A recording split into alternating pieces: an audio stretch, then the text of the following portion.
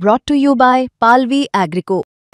पालवी ॲग्रिको, भारताचा पहिला AI तंत्रज्ञानावर आधारित B2B आणि B2C ई-कॉमर्स प्लॅटफॉर्म. शेतीसाठी जे काही लागणार थेट तुमच्या बांधावर पोहोचणार, मोबाईलच्या एका क्लिकवर. निवडणुका आल्या की फोडाफोडीचं राजकारण सुरू होतं. त्यामुळे महापालिका निवडणुकांच्या तोंडावर कार्यकर्ते महाविकास आघाडीत जाऊ नये म्हणून महायुतीने खेळी केली आहे. महायुतीतल्या घटक पक्षातली जिथे ताकद समान आहे तिथे महायुतीचे तिन्ही पक्ष स्वतंत्रच लढणार आहेत आणि निवडणुका झाल्या की पुन्हा युती करायची असं महायुतीने ठरवलंय. तर महाविकास आघाडीची ताकद जिथे जिथे आहे तिथे महायुती म्हणून एकत्र लढण्याचा निर्णय सत्ताधारी पक्षांचा झालाय. त्यामुळे या सगळ्याचा सर्वाधिक फटका कोणाला बसेल, नेमकं काय होईल समजून घेऊयात या व्हिडिओच्या माध्यमातून. नमस्कार, मी छाया आणि आपण पाहताय मुंबई तक. तर महायुतीच्या या निर्णयामुळे होईल काय? तर उमेदवारी मिळत नाही म्हणून महाविकास आघाडीत किंवा युतीच्याच घटक पक्षात इनकमिंग करणाऱ्यांचा आकडा कमी होईल. गेल्या काही दिवसांपासून आपण राज्यात पाहतोय की निवडणुका समोर येताच भाजप आणि शिंदे सेना यांच्यातच राजकारण तापलंय. एकमेकांच्या नगरसेवकांना फोडण्याचं काम दोन्ही पक्षांमार्फत सुरू आहे. सुरुवातीला भाजपने आणि आता शिंदे सेनेने एकमेकांचे नगरसेवक आपल्या पक्षात घेतले आहेत. त्यामुळे विरोधकांना घाम फोडण्याऐवजी मित्र पक्षच एकमेकांना घाम फोडत असल्याचं चित्र निर्माण झालंय. शिवसेनेचे नगरसेवक सुरेंद्र यादव, पदाधिकारी दुर्गेश चव्हाण आणि त्यांच्या कार्यकर्त्यांचा भाजपमध्ये प्रवेश करण्यात आला. त्यामुळे भाजपची ही नीती शिंदेंच्या चांगली जिव्हारी लागली.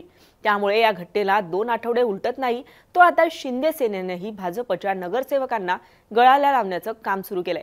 भाजपने सलग 2 वेळा शिंदे सेनेच्या नगरसेवकांना आणि पदाधिकाऱ्यांना पक्षप्रवेश दिल्यानंतर आता शिंदे सेनेनेही भाजपच्या नगरसेविका दीपा गायकवाड आणि त्यांच्या कार्यकर्त्यांचा पक्षप्रवेश करून घेतला. अशातच महायुतीने घेतलेल्या निर्णयामुळे महायुतीतलं निवडणुकांचं चित्र आता जरा स्पष्ट होऊ लागलंय. महायुतीतल्या घटक पक्षातली जिथे ताकद समान तिथे महायुतीचे तिन्ही पक्ष स्वतंत्र लढणार आणि आघाडीची ताकद जिथे आहे तिथे महायुती म्हणून एकत्र लढण्याच्या या निर्णयानुसार मुंबईतल्या एकूण 9 महानगरपालिकांपैकी फक्त 4च महापालिका युती एकत्र लढणार आहे.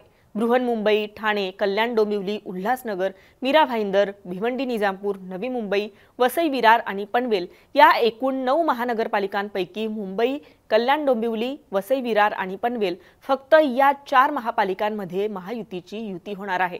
तर दुसरीकडे मुंबई महानगरपालिकेतही भाजपची ताकद वाढली असून हिंदी भाषिक मतदारांसोबतच जैन, गुजराती मतदार भाजपच्या सोबत आहेत. कबुतरांच्या मुद्द्यावरून जैन मुनींनी नवा पक्ष उभारून निवडणुका लढवण्याचा इशारा दिलेला असला तरी फार गांभीर्याने या मुद्द्याकडे पाहिले जात नाहीये. लवकरच त्यांचं मत बदललेलं असेल आणि जैन समाज भाजपसोबत उभा राहील असा दावा फडणवीसांनी केलाय. खरं तर गेल्या काही वर्षात राज्यात महायुती सरकारने आपला मोर्चा 3ऱ्या 4थ्या मुंबईच्या विकासाकडे वळवलाय. ते पाहता आगामी स्थानिक स्वराज्य संस्थांच्या निवडणुकांमध्ये महायुतीचा त्यातही भाजपच्या प्रचाराची दिशा काय राहील हे आता स्पष्ट होऊ लागले. नवी मुंबई आंतरराष्ट्रीय विमानतळाच्या पहिल्या टप्प्याचं उद्घाटन झालंय. नव्या मेट्रो 3 प्रकल्पाचंही उद्घाटन झालंय. त्यामुळे मुंबई महानगर पट्ट्यात महत्त्वाच्या महापालिका जिंकणं आणि ठाकरेंचं अस्तित्व मिटवणं याकडे महायुतीचं लक्ष राहणार आहे.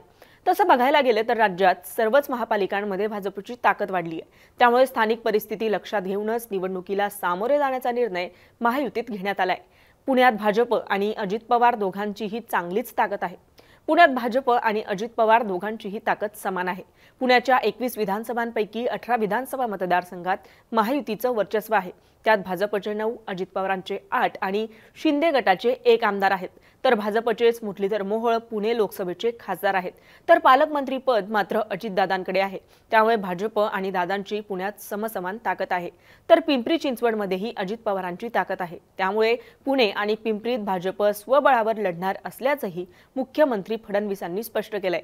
नागपूरमध्येही भाजपची ताकद असल्यामुळे तिथे स्वबळावर लढणार असल्याचं फडणवीसांनी म्हटलंय. आता यातच ठाणे जिल्ह्यातलं राजकारण जर आपण पाहिलं तर ठाणे महापालिकेत शिंदे आणि भाजपची ताकद असून दोन्ही पक्षात इच्छुकांची संख्या अधिक आहे.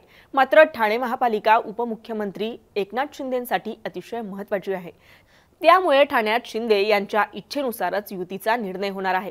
आता नवी मुंबईतली राजकीय स्थिती जर बघितली तर नवी मुंबईतही भाजपचे गणेश नाईक आणि एकनाथ शिंदे यांच्यातला संघर्ष सर्वश्रुत आहे. त्यामुळे नवी मुंबईत युती करायची की नाही याचाही निर्णय शिंदेंवर सोपवण्यात आलाय.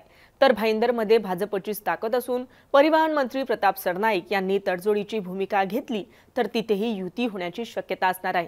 दरम्यान मुंबई महापालिकेत महायुतीचाच महापौर होईल, निवडणुकीनंतर अन्य महापालिकांमध्येही महायुतीची सत्ता असेल असा दावा फडणवीसांनी केलाय. तर दुसरीकडे ठाकरे बंधू एकत्र येण्याचा उद्धव ठाकरे यांना फायदा होणार असला तरी या निवडणुकीनंतर सर्वाधिक नुकसान राज ठाकरेंना होईल असा दावाही फडणवीसांनी केलाय. खरं तर महाविकास आघाडीत महापालिका निवडणुकांच्या अनुषंगाने रणनीतीच दिसत नाहीये. महाविकास आघाडीत कोण कोण घटक पक्ष असेल हेच मुळात ठरलेलं नाहीये किंवा ठरत नाहीये. महाविकास आघाडीने राज ठाकरेंना बरोबर घेतलं तर काय, ठाकरे बंधूंची खरंच युती होणार का, अशी अनेक प्रश्न अजूनही अनुत्तरित आहेत. एकंदरीत आघाडी कोणी हाताशी येतंय का हे अंधारात चाचपडतंय. महायुतीची मात्र सगळीच तयारी झाल्याचं चित्र सध्याच्या घडीला दिसतंय. विरोधी पक्षाचं नेमकं काय ठरतंय हे तर बिहारच्या निवडणुकांनंतरच कळेल. मात्र तुम्हाला या निवडणुकांविषयी काय वाटतं? महाराष्ट्राच्या राजकारणात आता पुढे नक्की काय होईल? तुमची मतं काय आहेत? आम्हाला कमेंट करून नक्की कळवा. आणि मुंबई तकला जर आपण नवीन असाल तर मुंबई तक चॅनलला सबस्क्राईब करायला विसरू नका. हा व्हिडिओ पाहिल्याबद्दल धन्यवाद.